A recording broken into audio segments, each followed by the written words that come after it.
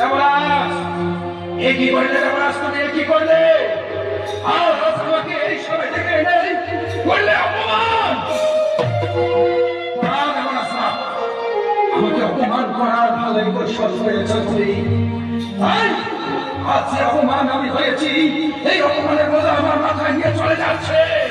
কিন্তু আমার পূর্বে তোমাকে বলে যাচ্ছি দেবরাজ, যদি যদি আমার এই অপমানের সুবিচার তুমি করতে না পারো, তোমাকে দেবরাজ করে ক্ষমা করবো না। তুমি আমার কাছ থেকে পাবে।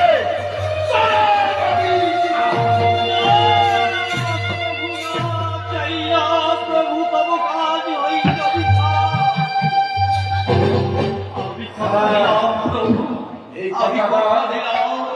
এই কথাটা যেন মনে থাকে তোমার।